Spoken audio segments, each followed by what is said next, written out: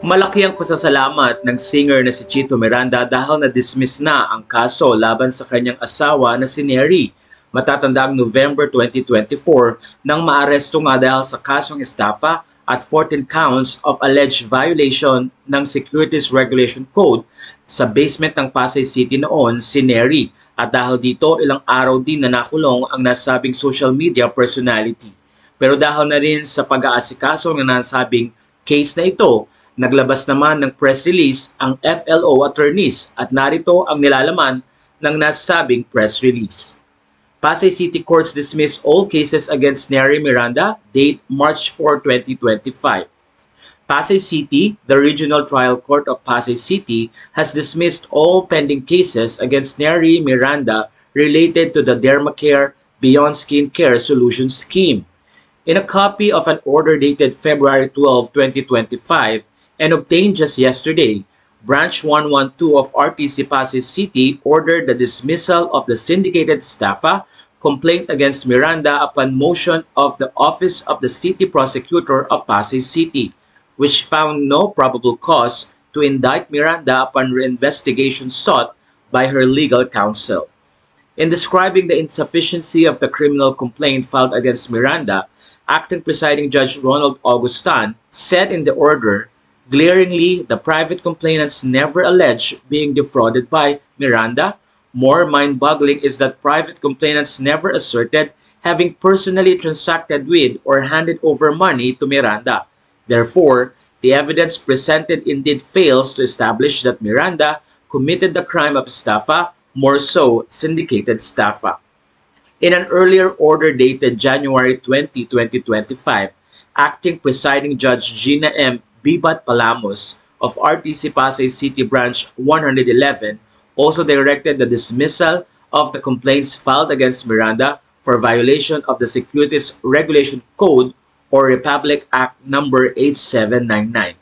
Dagdag pa nila, we thank the courts for clearing the name of Neri Miranda, who has unmistakably been falsely accused of wrongdoing in the Dermacare case. We hope that this issue will be put to rest as regards to Neri, so that instrumentalities of the law can focus on bringing the true perpetrators of the Dermacare scam to justice, said Attorney Aureli Sinsuat of FLO Attorneys at Law, co-counsel for Neri Miranda.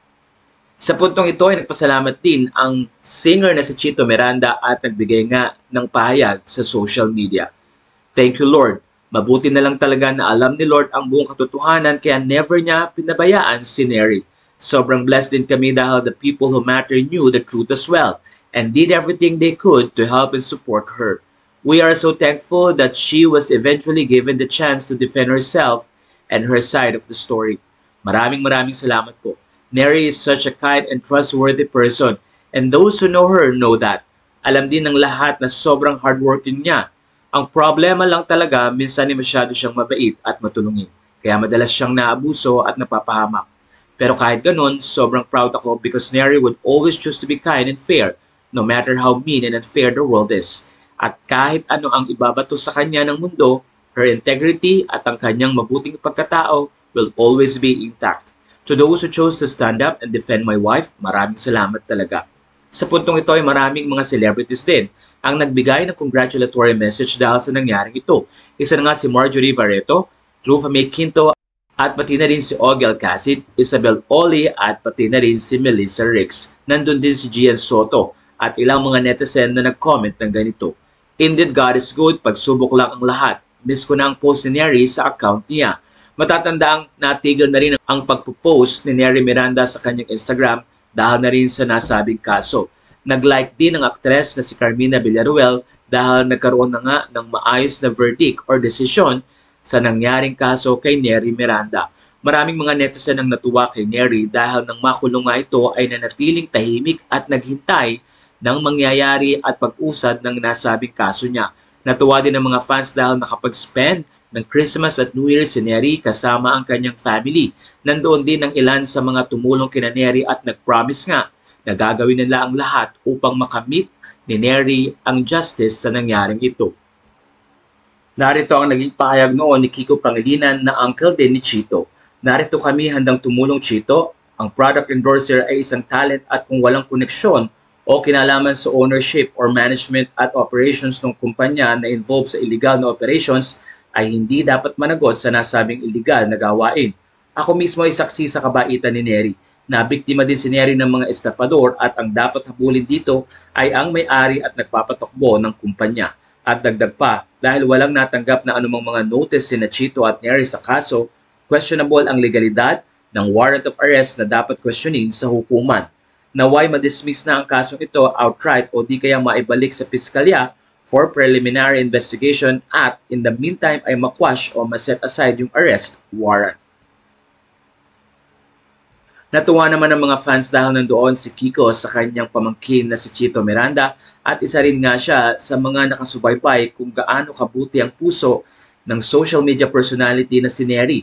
Maraming mga fans ang nais nilang mabasa muli ang kwento ni Neri at naghihintay sila sa magiging pahayag nito.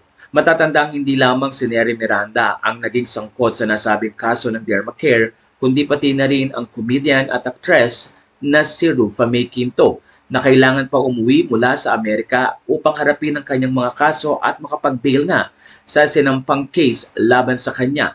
Natuwa naman ang mga fans dahil sa kabila ng mga issue na ito ay nananatiling positibo si Rufa May Quinto. Isa rin siya sa mga nag-react sa napakagandang mensahe nga ng pasasalamat ni Chito Miranda dahil na rin sa naging magandang result ng kasong kanilang nilabanan dahil na rin sa isinampang reklamo kay Neri.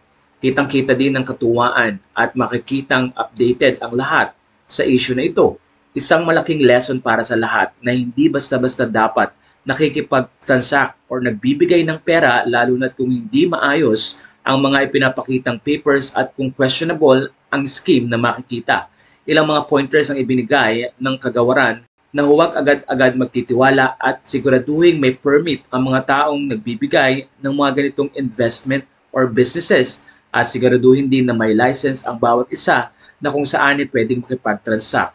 Ang ending kapag hindi natin alam ang katotohanan, maaaring maging katulad tayo ni Neri naging biktima ng kasong ito at halos magbayad nga ng milyon para lamang sa bail ng mga isinampang reklamo sa kanya.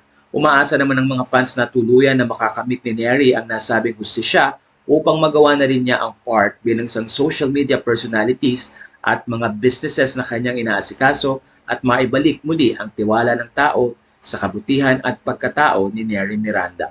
Kaya naman mula dito sa Pinoy Showbiz Latest, kami nagpapasalamat at kasamang nagpipray para sa tuluyan at agarang aksyon nga dito na makita din at mahuli ang tunay na may sala sa kasong